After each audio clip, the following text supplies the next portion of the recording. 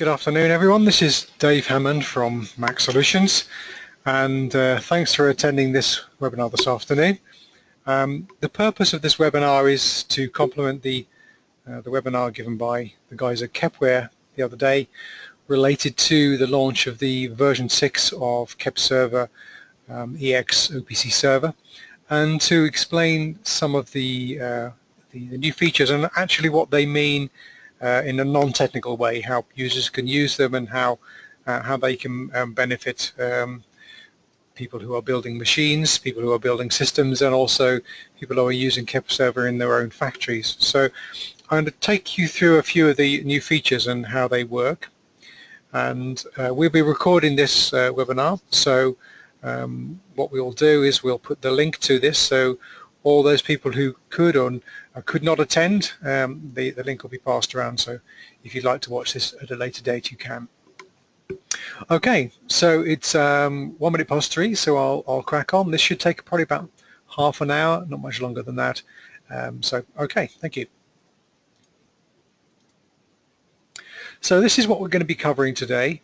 It's about the company Kepware, very briefly an overview of them, and then an overview of the last 2 revisions of KEPServer, version 5 and version 6, and what V6 brings that's different from V5 and how it's used in a different way, and also a few things about the plugins.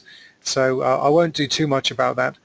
After the this initial presentation, I'll also be showing a very brief second presentation, which I can willingly send anyone afterwards as a PDF, which covers the various upgrade paths from version 5 to version 6. So if you're an existing version 5 user, you can upgrade, and there are various ways you can do that, so I'll be taking you through that as well. Okay, a little bit about Kepware. You probably know Kepware anyway from using the KEPServer and the other OPC products they do. They've been around since 1995.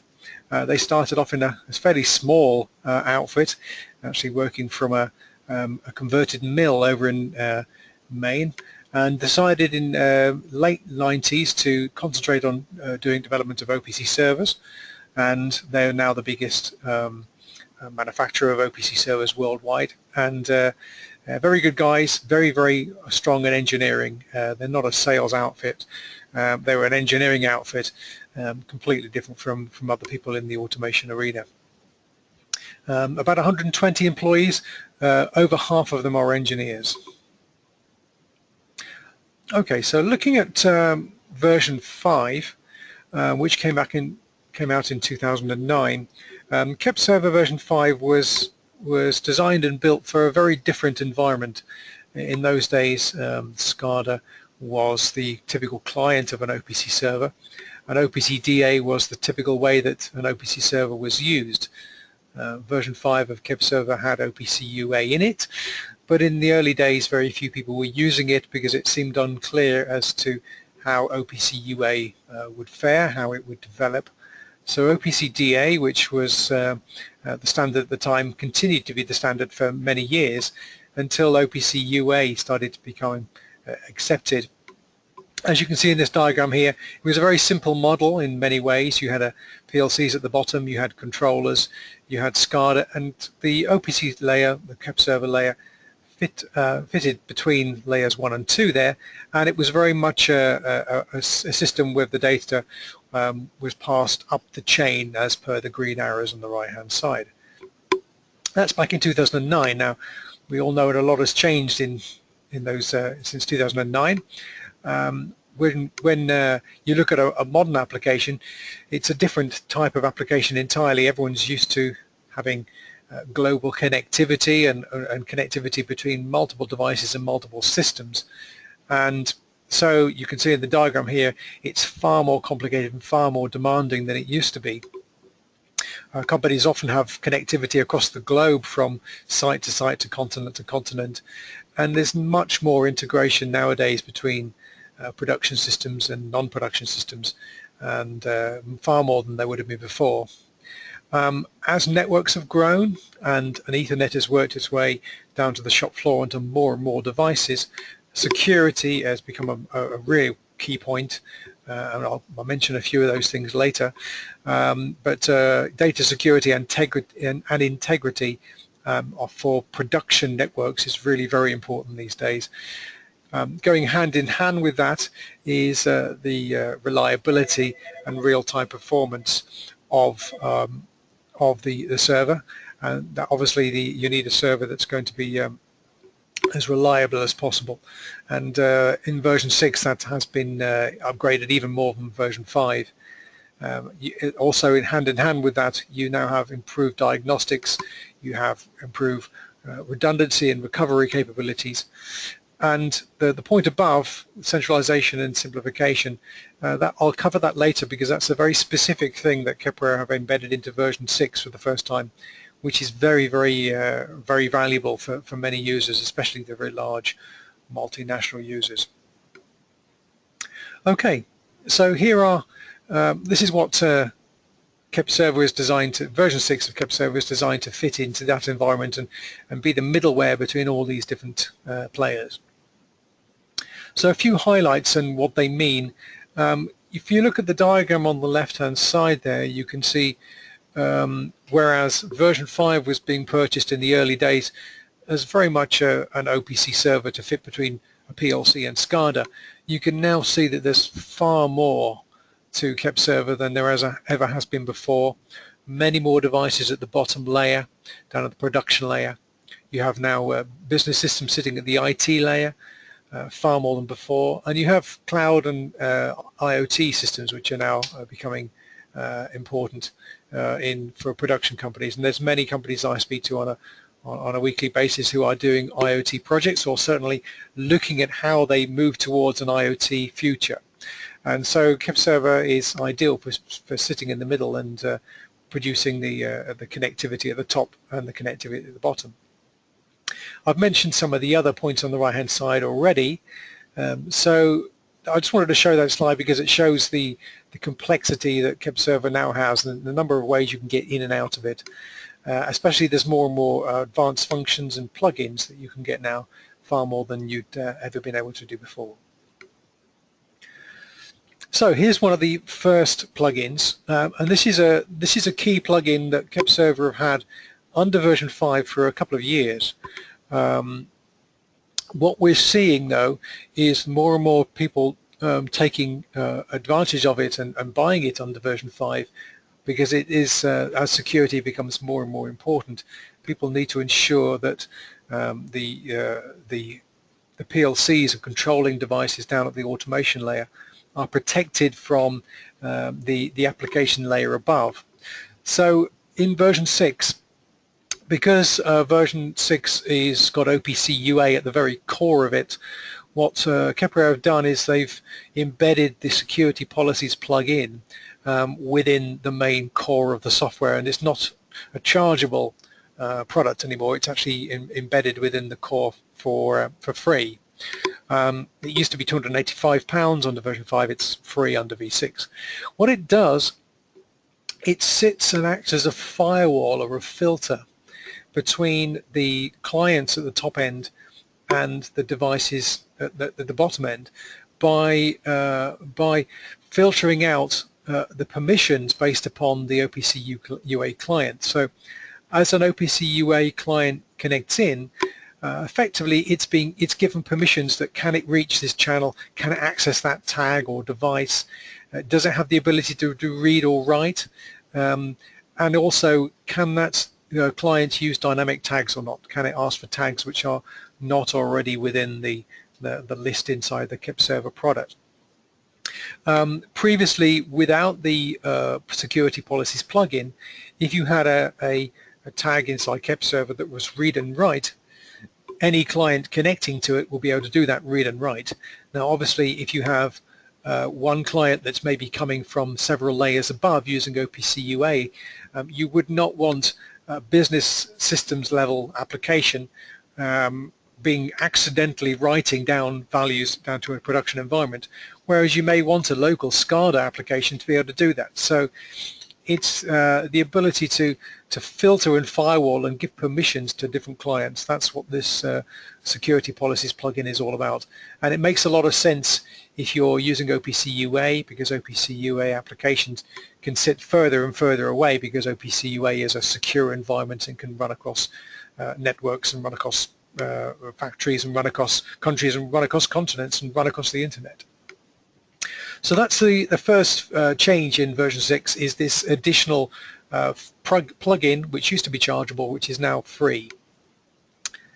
The second one, which is an unusual plugin for Kepware to have provided, but when you see what it does, you'll understand why this is very exciting for many users. Previously, with version 5 of KEPServer, it was necessary to configure the OPC project using the graphical user interface by signing into KEPServer. But that has its disadvantages if you want people to access the configuration of KEPServer, but you don't want to give them the whole access to the server that's running. You don't want to give an operator on the shop floor the keys to the castle to change anything he likes. So what Kepware have done is, in Kepserver v6, they've provided a configuration API which allows you to programmatically change the configuration of KEPServer on the fly. So it uses REST transactions, and that can be done over a network connection, and it has security built in, because the transfer media is HTTPS. So if you're a company that wants to create a bespoke application, perhaps inside an environment your operators are familiar with, and you want to use that environment which they're familiar with to change the server without giving them access, without showing them the full GUI where they can change everything, this is perfect. You can add, you can remove, you can delete, you can configure tags, you can modify them on the fly, and you can do all of this whilst the server's running with no need for a restart.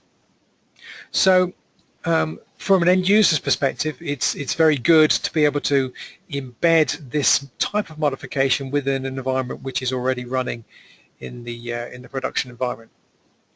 Secondly, if you have centralized project teams, which many multinationals and very large multi-site companies use KEPServer, they will often want to standardize project structure. They will want to know that the project structure from site to site is similar. So by using an application to actually build the project in KEPServer, they can do that and impose a standardized structure, standardized naming conventions and such like across all factories for simplification and to aid with project-to-project migrations and such like. This is also very good for systems integration companies, because many integrators have the ability to do this type of thing, to build OPC projects from SCADA systems, M.A.C. systems.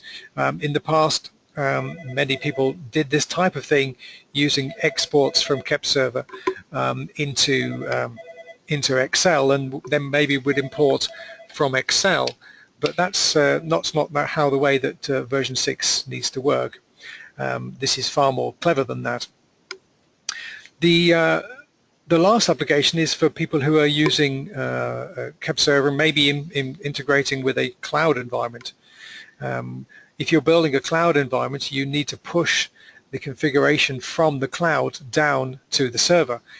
You don't want someone having to manually build it, so using an application in the cloud to push the configuration down to KEPServer is very useful.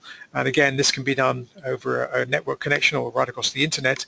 It uses HTTPS, so it's secure. It's using encryption and certificates. So it's a very clever and secure way of externally configuring the KEPServer project. Again, this is provided free of charge with version 6. And it's not been available in this form for version 5. A little bit about redundancy. This was available within version 5 as well, but it's been enhanced in V6 as well. If you do have dual networks, dual devices, then media level redundancy is also included within v6. So it allows for dual paths to devices or devices that might have redundancy built into them in terms of primary and secondary controllers.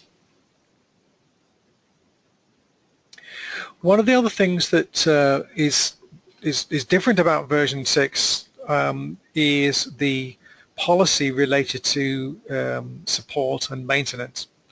In version 5 it was optional, and this is a question that many people have asked me so far since version 6 has been launched.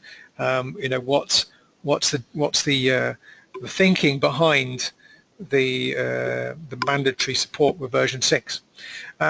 What we were finding, and what KEPServer are finding right across the globe, was licenses that are sold to the people who are the final users. A vast majority of licenses that were sold were purchased with support. It was in the high 90s. Many of the end users needed to know and wanted to express a strong desire to have their licenses within support, because they need to know that they can get support, they can get upgrades, they can put new bits of equipment onto their shop floor and upgrade the version of KEPServer without any impact, without having to go and get fresh licenses or any delays. So we were finding that end users were clamoring to sign up to support and maintenance. All the very large end users we sell to in the UK, they all buy support and maintenance with their licenses. However, we were finding that projects that were ending up at the final users which had gone through the hands of systems integration companies and machine builder companies, they were not buying the support, and what was happening is the end users were having to buy the support afterwards, after the initial period of installation. And we were also having issues related to end users who were not being properly supported by integrators, because they may have a crash of a system and there was no way that they could use the systems integration company that had installed the system to get the system back up and running, because the licenses weren't in support. So Kepware made a decision with version 6 is that only for the first year support and maintenance will be mandatory. So at the time of purchase, placing an order for a license will mean you'll also have to place an order for support and maintenance. After the year is up, it'll be down to the final user of the software as to whether they want to continue with that or not. It's their call, but at least they'll have the opportunity to make that decision, and they'll have a support for the product through the first year, and they feel that they want to continue that. That's their call afterwards. It's not an ongoing thing in years 2, 3, and 4. It's literally just for the first year, and the cost is a modest cost. It's around £140, so it's not going to break the bank on any major projects. Okay, so how do we see that v6 will be used differently? Another feature that v6 has got in it is multi-language use. So we do see a lot of companies who are building machines, building systems, who are deploying those in non-English environments, benefiting from this. I was with a company just the other day, and they were saying, well, if only this had Chinese in it, that would be tremendously valuable. Now, other languages apart from English and German and Japanese, which is the three core ones that will be launched, other languages will be added in due course. I know they're working on Spanish immediately after the release of v6. So those languages will be added, and for those people who have support and maintenance, which will be everyone going forward, but in years 2, 3, and 4, if they continue with support and maintenance, they will be able to upload those language packs, and it won't cost them anything. It'll be part of the support and maintenance payment. So that's another reason why support and maintenance is useful, because there will be some very, very significant developments going forward from the initial release of v6, and it's very useful for those companies that have v6 licenses to be able to use those enhancements. I've mentioned the configuration API before, so we'll gloss over that one because it's clear what that's used for. What also Kepware have done is within V6 they have completely rewritten the OPC-UA core of the product. They've gone back to the starting book and completely written it fresh. That's taken over 50 man-years of development to do that, so they haven't been messing around. It's taken about 20-30 engineers over 2 years to write the whole brand new core, encryption, authentication, OPC-UA right at the very center of the product. And because of that, this is one of the reasons why they see OPC-UA as the de facto going forward. Everyone should be using OPC-UA that's using this product, that's buying this product, and that's why they've embedded the security policies plugin. And that's also why, going on to the second slide here, the diagnostics toolset has also been massively enhanced between version 5 and version 6. There is a far more granular toolset for doing diagnostics on the product than ever before. You can filter by devices, you can filter by types of transactions. There's diagnostics on the OPC-UA side and on the device side as well. So that's has been one of the capabilities that's been built into V6 is a much more comprehensive diagnostic toolset. All of V6 will all instances of V6 can run on virtual servers. Again, we've seen a very steep rise in the use of VMs in the last few years. Version 5, when it was originally launched, wasn't VM capable. Version 5.9 was the first time you could put licenses on a VM. Now you can. With version 6, all of them will be VM compatible. And as I mentioned before, if you're using configuration changes, especially through the configuration API, you can do that on the fly. You can modify that on the fly, and no need for a server reboot. Going hand in hand with these deployments which are more IT friendly and more centralized friendly, the My Kepware portal has also been improved. So when you have a number of licenses out there, it's easier to find them and easier to track them down, easier to identify which license goes with which machines. And on the same theme of simplification, the graphical user interface has also been improved and streamlined, so it's quicker to build the projects if you're using the graphical user interface, the standard interface of KEPServer. Okay. Now, at this point, I would normally zip onto my plugins, but I'm actually going to disappear out of that PowerPoint and fire up a different PowerPoint, because many of the questions I've received so far have been related to how you would upgrade from KEPServer version 5 to version 6, and for those people that have recently bought licenses, can they upgrade already? You know, are they entitled to a version 6 license already? So I've got a few scenarios here which explain the different ways that you can upgrade and the different options you have. So I'll quickly zip through those. As I say, this is being recorded, so afterwards we'll be able to put this recording onto a link, onto a YouTube link, and we'll be sending this around. So if you want to review these options at a later date, you can do so.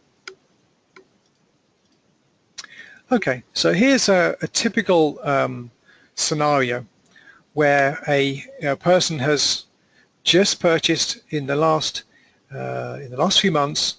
They purchased in early March a copy of KEPServer version 5 that had 90 days of free support with it, and then from that date onwards the support was started. So at the particular time they purchased it with support, and that support will take them through today's date, or the date that beginning of November, when KEPServer version 6 was licensed. So this license, which is a version 5 license, is actually in support. So the owner of this license has full rights to upgrade it to version 6 at no cost. Now, you may be thinking this license would have been generated by KEPServer's license system before version 6 was launched, and that is true. So what may happen here, if this person does want to upgrade from version 5 to version 6, Kepware will issue them a version 6 license free of charge to take the place of the version 5 license that was purchased back in March. All licenses that that will be given by ourselves or sold by ourselves from now on are version 6 and version 5 compatible. So you can put a version 6 license and you can install it and run it on a version 5 installation with no issues. So that's scenario 1, whereby a version 5 license is currently in support.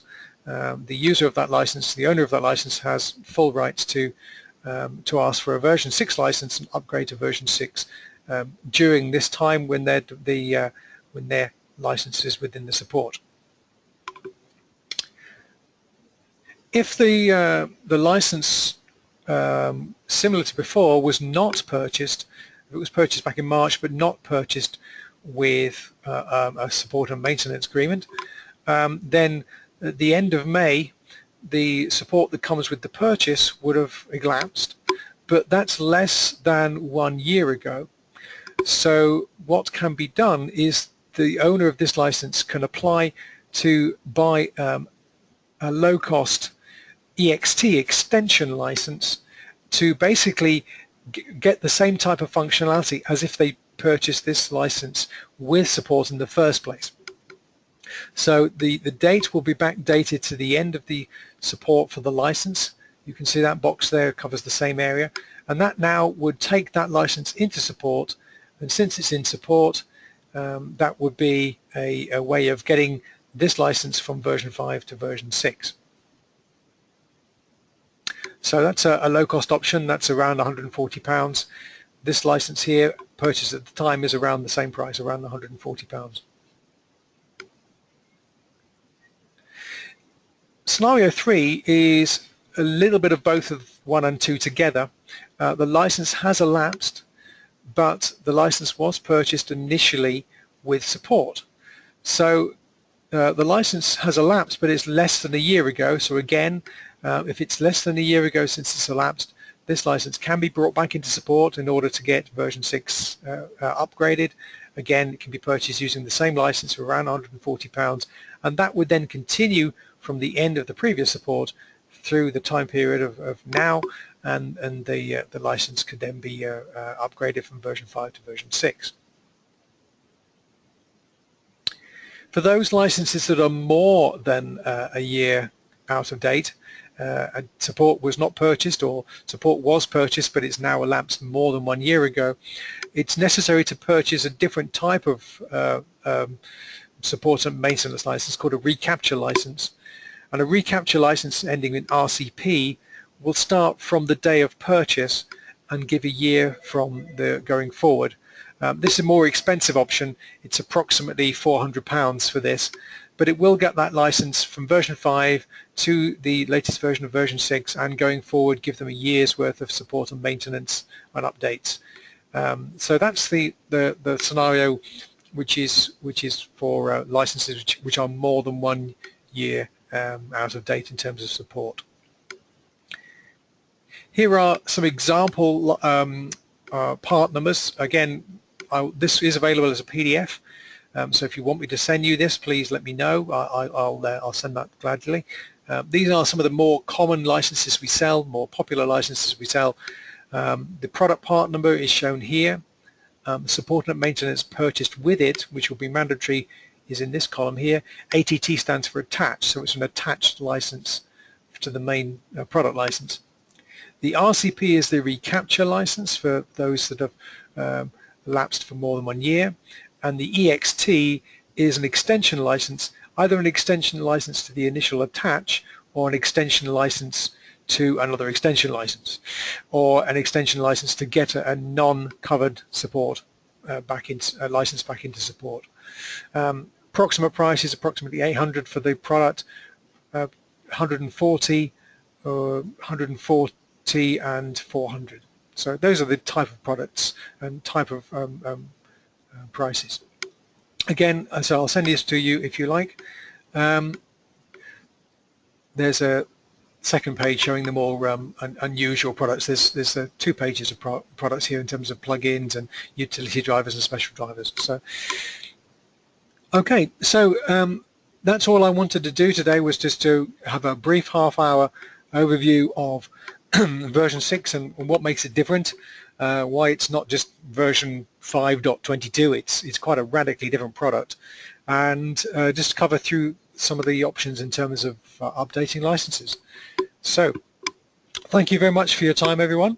Let me know if you need any of this information sent through by PDFs, and in the meantime we will be sending you a link round so you can re-watch this recording if you want to, or pass it around your colleagues, those who are not able to attend today.